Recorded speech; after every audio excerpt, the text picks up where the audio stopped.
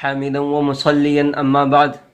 محترم ناظرین، السلام علیکم ورحمۃ اللہ وبرکاتہ۔ آپ تمام حضرات کا ہمارے یوٹیوب چینل میں استقبال ہے۔ ناظرین، میں عمر فاروق ندوی آپ لوگوں کی خدمت میں ایک ایسی ویڈیو لے کر حاضر ہوا ہوں جو عید کی نماز کے متعلق مسائل اور عید کی نماز پڑھنے کے طریقے پر مشتمل ہے۔ آج میرا ویڈیو بنانے کا مقصد یہ ہے کہ بہت سارے لوگوں نے مجھے فون کر کر بتایا کہ آپ عید کی نماز کے مسائل کے متعلق کچھ عرض کریں۔ ناظرین، جیسا کہ آپ تمام حضرات جانتے ہیں کہ 2 دن بعد ہم تمام حضرات عید کی نماز ادا کریں گے۔ رمضان المبارک کا آخری عشرے ختم ہونے کے قریب ہے اور ہم انشاءاللہ عید کی نماز ادا کریں گے، تو آپ تمام حضرات سے عید کی نماز کے تعلق سے چند مسائل بیان کرنے کی کوشش کرتا ہوں۔ ناظرین، آپ تمام حضرات پریشان نہ ہوں، کیونکہ یہ دین بہت آسان ہے۔ اس دین کے بارے میں حضور پاک صلی اللہ علیہ وسلم نے فرمایا الدین یسر، کہ دین آسان ہے، دین میں کوئی مشکل نہیں ہے۔ اگر ہم دین کو آسانی کے ساتھ سمجھنے کی کوشش کریں گے تو انشاءاللہ ہم دین کو آسانی سے سمجھ جائیں گے۔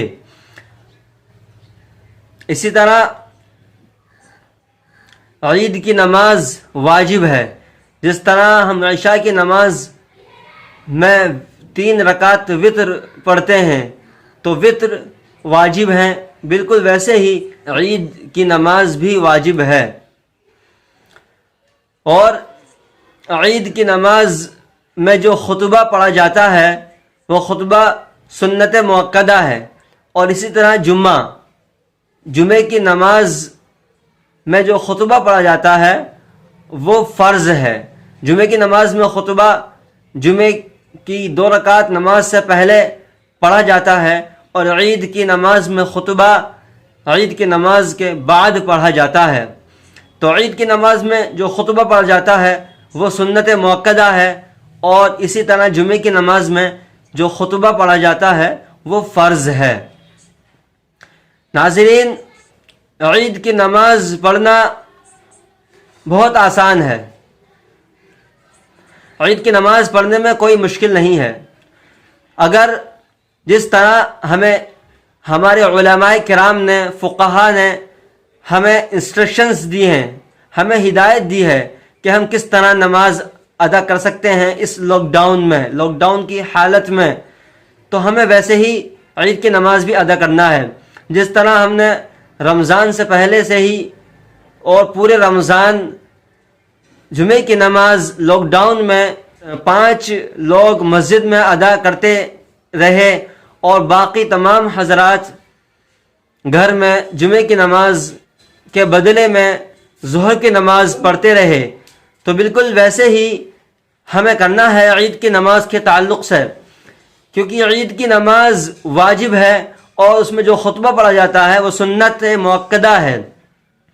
تو اگر ہماری مسجد میں 5 آدمیوں کو جانے کی اجازت ہے تو ہم مسجد میں 5 لوگ عید کی نماز ادا کریں گے۔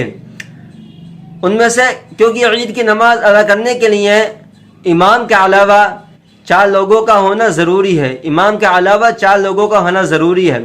اور مسجد میں کیونکہ 5 لوگوں کو اجازت دی گئی ہے اس لاک ڈاؤن اور کورونا وائرس کی وجہ سے، تو جن لوگوں کو مسجد میں جانے کی اجازت ہے وہ تمام حضرات مسجد میں عید کی نماز ادا کریں گے۔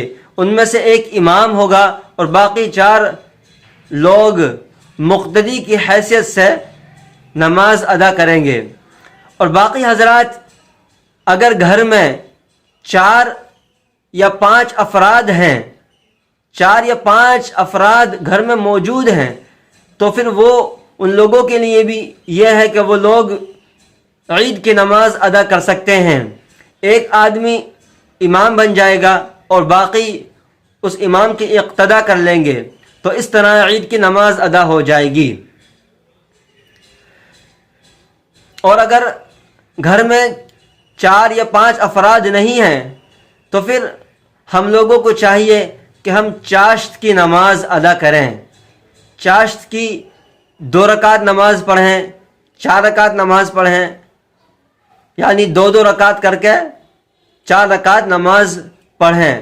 اور چاشت کا جو ٹائم ہوتا ہے، چاشت کی نماز کا جو وقت ہوتا ہے، وہ آپ اپنے مقامی امام سے، اپنے مقامی جاننے والے سے آپ دریافت کر سکتے ہیں، یا مسجد کے اندر جو بورڈ لگا ہوتا ہے اوقات الصلاۃ کے نام سے، تو اس میں بھی لکھا ہوا ہوتا ہے، اس کی طرف بھی آپ رجوع کر سکتے ہیں۔ تو گھر میں 4 افراد سے کم ہیں، اگر کسی کے گھر میں 4 افراد سے کم ہیں تو پھر وہ چاشت کی نماز ادا کریں گے، اور باقی آپس میں مل کر چوپالوں میں اور باہری کمروں میں نماز عید ادا کریں گے۔ رہی بات خطبے کی، تو خطبہ چاہے وہ جمعے کا ہو یا وہ عید کی نماز کا ہو، خطبے کا مقصد حمد و ثنا کرنا ہوتا ہے، یعنی خطبے کا مطلب، خطبے کا نام خطبہ حمد و ثنا کا نام ہے، یعنی اللہ کی تعریف، خطبے میں اللہ کی تعریف ہوتی ہے۔ تو اگر ہم دیکھ کر، موبائل میں دیکھ کر، یا موبائل کے علاوہ ہم کتاب میں دیکھ کر، یا ہمیں کو قرآن کریم کی کچھ آیات یا کوئی سورت وغیرہ تو یاد ہوگی ہی، وہ سورت پڑھ دے پہلے خطبے میں، اور پھر دوسرے خطبے میں وہ کوئی حدیث پڑھ دے یا درود شریف پڑھ دے، اس طرح خطبہ ادا ہو جائے گا، کیونکہ خطبے کا جو مقصد ہے وہ اللہ تبارک و تعالی کی حمد و ثنا بیان کرنا ہے۔ تو قرآن پاک کی آیت میں بھی اللہ تبارک و تعالی کی حمد و ثنا بیان کی جاتی ہے، جیسے سورہ اخلاص ہے، قل هو اللہ احد اللہ الصمد لم یلد ولم یولد ولم یکن لہ کفوا احد۔ تو اس سورت میں اللہ تبارک و تعالی کی حمد و ثنا یہ موجود ہے، تو اس سورت کو ہم پہلے خطبے میں پڑھ دیں اور باقی دوسرے خطبے میں درود شریف پڑھ دیں، تو اس طرح ہماری نماز ادا ہو جائے گی۔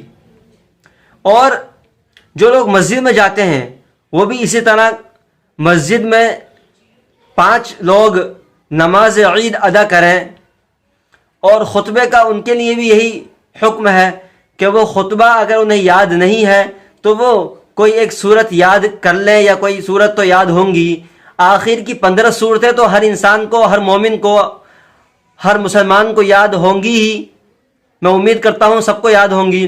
تو آخر کی صورت میں سے کوئی ایک صورت وہ پڑھ دے پہلے خطبے میں، اور دوسرے خطبے میں وہ کوئی حدیث پڑھ دے یا درود شریف وغیرہ پڑھ دے، اس کا خطبہ ہو جائے گا۔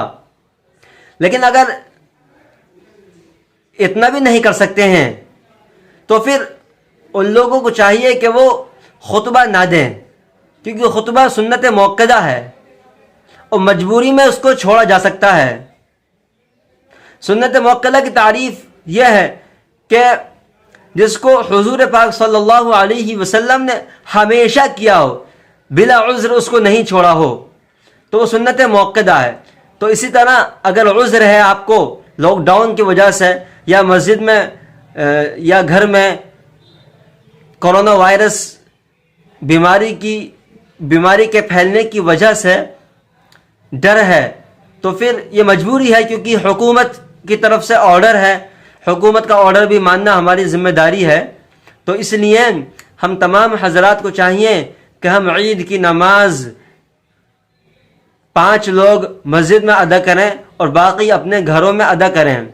گھروں میں 5 افراد موجود ہوں تو وہ جماعت کے ساتھ نماز پڑھ سکتے ہیں، ان کی عید کی نماز ادا ہو جائے۔ تیری آنکھیں تیری زلفیں تیرا شانہ دیکھوں، تیری آنکھیں تیری زلفیں تیرا شانہ